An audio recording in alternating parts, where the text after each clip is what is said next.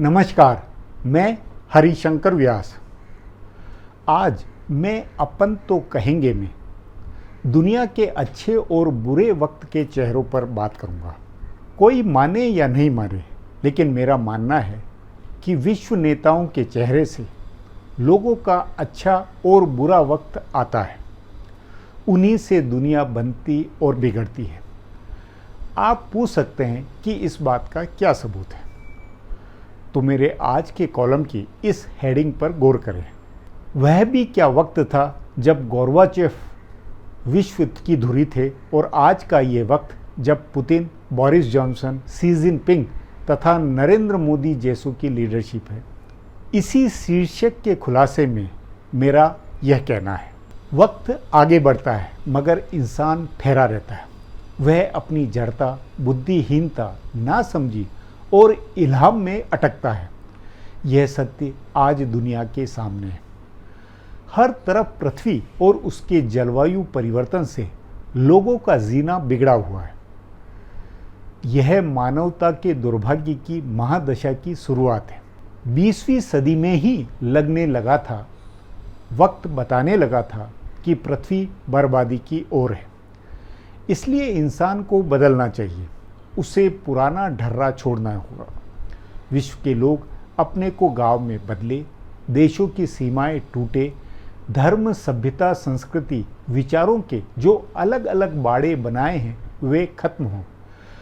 मानवता एक भाव, एक विचार से अब यह सोचे कि कैसे पृथ्वी को बचाएं।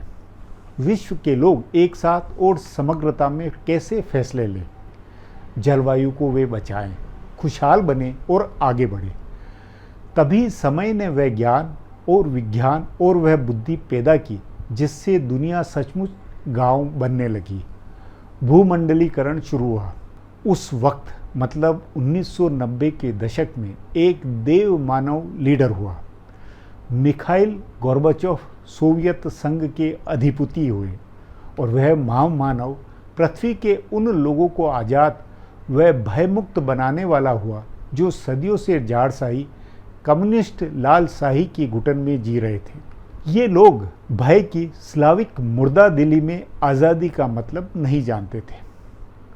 मगर गोर्बाचेव वह महामानव था जिसका संकल्प था, मैं लोगों को जेलों में नहीं डालूंगा, उन देशों, उन लोगों पर टैंक नहीं दौड़ाऊंगा जिन्हें उनके पूर्ववर्ती स्टालिन और तानाशाह नेताओं ने दौड़ाते हुए सोवियत संघ नाम का एक साम्राज्य बनाया था। गोर्बाचेव ने बगावत झेली। उस साम्राज्य को अपना गौरव मानने वाले आला सेनाधिकारियों, पुलिस, खुफिया एजेंसी केजीबी और सेना व तंत्र, औद्योगिक महाशक्ति के उसके ताने बाने की 8 लोगों की गैंग ने बगावत करके गोर्बाचेव और उनकी पत्नी को नज़रबंद किया। उन पर पिस्तौल तान करके उनसे इमरजेंसी घोषणा व लोगों की आज़ादी छीनने के ऑर्डर पर दस्तखत लेने चाहे, लेकिन गोर्बाचेव नहीं डरे। बंदूक के आगे उन्होंने कहा, मैं दस्तखत नहीं करता, यदि मारना है तो मार डालो। नतीजतन उस गैंग की सैनिक केजीबी क्रांति फेल हुई। तानाशाही का महासाम्राज्य सोवियत संघ खत्म हुआ। उससे 15 अलग अलग देश बने। उन 15 में रूस भी एक। इतना ही नहीं, पूर्वी जर्मनी, हंगरी, पोलैंड सहित ईस्ट ब्लॉक के 8 देश आज़ाद हुए। पूर्व और पश्चिम जर्मनी का एकीकरण हुआ। मतलब कोई 35 करोड़ लोगों की जिंदगी में अचानक नई, ताज़ा और आज़ाद हवा का झोंका आया। एक और तथ्य, गोर्बाचेव ने महाशक्तियों के बीच में निरस्त्रीकरण के समझौते की पहल की। एटमी हथियारों को खत्म और कम कराया। शीत युद्ध खत्म हुआ। दुनिया अचानक अमन और खुशहाली की ओर दौड़ पड़ी। सीमाएं टूटी। एक वीज़ा पर या बिना वीज़ा के पूरे यूरोप में लोगों का बतौर मानव के आना जाना शुरू हुआ। भूमंडलीकरण चालू हुआ।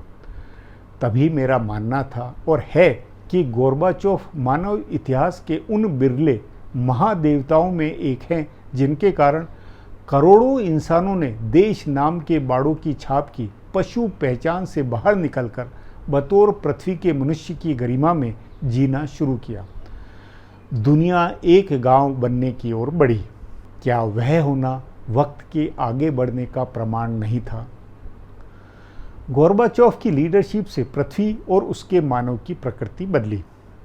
यूरोप पश्चिमी सभ्यता में परस्पर सहयोग, वैश्विक खुलेपन का वह अध्याय शुरू हुआ जिससे कई भविष्यद्रष्टा मानने लगे कि अब इतिहास का अंत है, मतलब अब युद्ध, महायुद्ध की विभीषिकाओं से मुक्ति।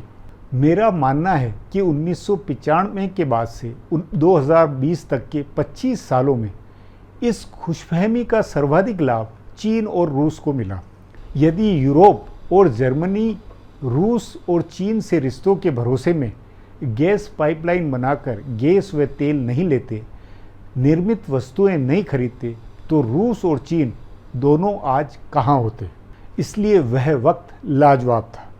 उस वक्त ने दुनिया को Gorbachev, Margaret Thatcher, Ronald Reagan, PV Narasimha Rao, Deng Xiaoping और उनके बाद जियांग जेमिन जैसे नेताओं को उनकी लीडरशिप की कमान ने पृथ्वी व उसके 6 अरब लोगों को एक गांव, एक दुनिया बनाने की ओर धकेला। शायद इसलिए क्योंकि मनुष्य के 300 सालों के कुकर्मों का पृथ्वी खुद भार संभालने में धीरे धीरे असमर्थ बनती जा रही थी। जलवायु परिवर्तनों में आकाश में छेद होने के खतरे मंडराने शुरू हो गए थे। मेरा मानना था और है कि वक्त मनुष्यों को अधिकाधिक चेतन और समझदार बनाने के अपने दायित्व का निर्वहन करता आ रहा है। तभी बुद्धि, ज्ञान, विज्ञान और उसके खोजे सत्य से मनुष्य अंतरिक्ष को भेदता हुआ है। बुद्धि और सत्य बल के पराक्रमी वैश्विक ब्राह्मण और पंडित लोग मनुष्य को वे देव ज्ञान देने लगे जिसके कारण भविष्य में मंगलवास का रोडमैप बना है। उस नाते दुनिया एक गांव और भूमंडलीकरण मानवता का नेचुरल विकास था और है।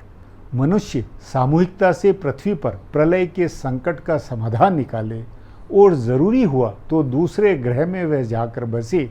इसी मिशन के लॉन्चिंग पैड का नाम है भूमंडलीकरण। मगर दुर्भाग्य, वक्त ने पलटी खाई।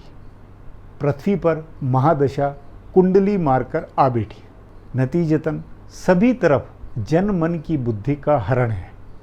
मुसलमान मध्यकाल में लौट गया, हिंदू कलयुग के गोबर काल में जीने लगा, हॉन काल के मुगालते में चाइनीज सांस लेने लगे।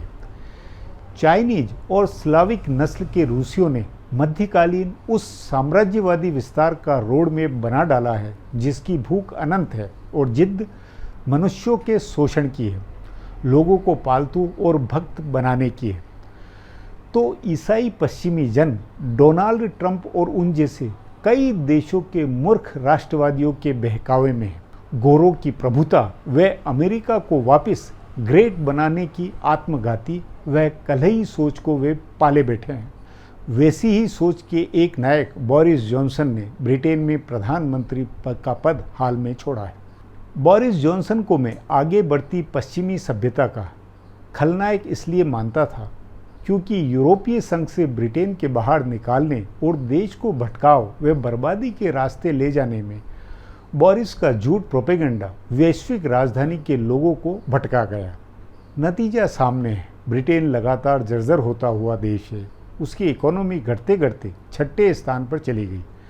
नतीजतन भारत में 5वें नंबर की आर्थिकी बनने का हल्ला है। हिंदू इससे भारत के विश्व गुरु होने और दुनिया के 5वें कुबेर होने के गौरव में झूम रहे हैं।